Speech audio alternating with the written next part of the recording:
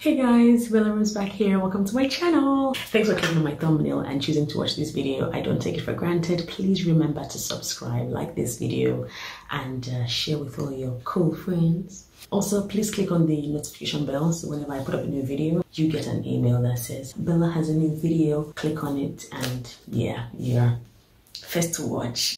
I realized that I didn't quite share my experience on the During Ever After set. A friend of mine sent me a message and said the cane, the pepper on the cane for the stunts that I pulled with that video on Instagram, that it is still waiting for me, and I just laughed about it. It reminded me of just the whole experience and getting that call from Laju. Backstory: Laju and I are friends. We've known each other for a while, and so when she was going to do was going to be a movie actually, During Ever After. So she called me up and said, "Hey Bella, I'm working on this project. I'd like for you to be on it," because she knows that I do some acting. And I was like, "Oh yeah, sure, I'd like to be a part of it. What's the story?" She said, "Well, it's not complete just yet." And then she shared 1, 2, 3 plots with me. I'm like, "Oh, sounds good. When you're ready, please call me." I've always wanted to be involved in like productions that edify, stories that are very godly. So I didn't hear from her for almost a month or so, or like weeks, and then she calls me up again and says, "Bella, I finally have a story." I'm like, "Oh, you do?" That's not, I didn't do that. But I was like, "Oh yeah, okay, cool. What's the story about?" And then she shares with me the full story about this couple who are having issues and how they have drifted apart and how the lockdown then happened. I'm like, girl, I like the COVID bit. And then she shares how SLK is going to be the husband in the story. And I'm like, "Oh, cool. I know SLK, you know, he and I are like acquaintances." And she's like, "Okay, yeah, I'd like for us to meet and all of that." I'm like, "Of course, no big deal." So we eventually set up a meeting, and it was just a great first meeting. You know, we bantered, we talked, we gisted, we laughed, and we also read the story. And you know, that was day one of beautiful days ahead, or beautiful days that followed, of rehearsals, trying to get our lines. I'll be honest enough to say that it was not the exact same way that other productions have kind of happened for me. You know, I don't necessarily have to go for rehearsals and stuff like that. You definitely go for table readings, and after the table readings, you are now coming on set, and then it's while you're on set that you're going through your lines. But you know, this was beyond just a production I was going to start in. You know, there was a lot more involvement in it for me. I remember Laju and I also had to do some footwork. We had to do some field work as well. You know, trying to figure out a few other aspects of the production and everything. And I think it also just added to me being able to appreciate the character Grace Rose, which I played a bit more. SLK and I did have an interesting chemistry on the show. I thought that because he's someone who is not new to acting, and because he's also a comedian, it was kind of easy for us to relate on that level of, first of all, we are actors, and then two, we are comical characters in a way, you know. And I just need to say, there are people who have said stuff like, "Oh, I see something there," and I'm just like, I think that for me, it shows that we were able to deliver our roles well enough. When two characters don't have chemistry, it shows. It feels like it's forced. But we did have that rapport before the cameras were on, before the director said action and all that. And even beyond that, even when we were off cam, we would just gist and we'll talk about stuff that's absolutely unrelated to the story. SLK, I think he's a hilarious person. It's like, he's so funny. A few things felt weird for me because it was like a romantic movie. Yeah, and I will do a separate video on my take on certain types of movies and certain types of stories and whatnot. And perhaps one of the reasons why I am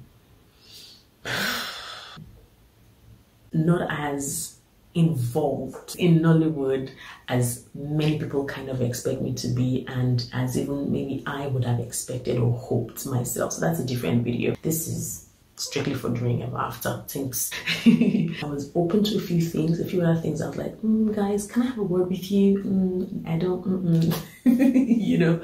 But if anything, if there was anything that I appreciated about the entire production, it's that I guess everyone on that set, you know, is a Christian. So there were lots of things that individually people were doing that in one way or the other was contributing to the excellence, right, of the production. I absolutely love acting. It's like I could be in a terrible mood, I could be really playful, carried away, but once the camera is on and the director says action, I just get into character immediately. For me, it is a blessing and it's not something I take for granted. I know I am 100% confident and certain that it is just a gift from God. Crying on cam is not something I really know how to do. I'm still working on that, but God did come through for me.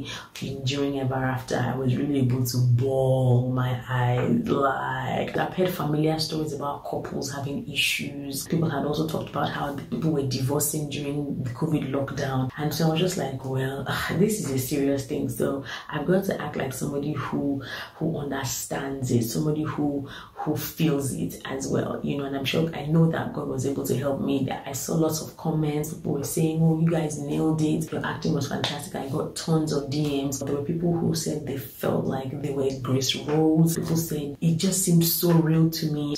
The only thing I can say is thank God for the gift. That is all that I can say. For me, at the end of the day, the fact that we were able to leave out a lot of things that would normally characterize a romantic film or a movie about marriage, it made me realize that to a large extent, we don't need these things in many of the movies that we watch today. Again, that is a completely different video, but it just further reinforced that mentality that I already have about movies and how you can do it with kissing, you can do it with all that stuff, right? The most we did was lie on the same bed together, which again was like, okay.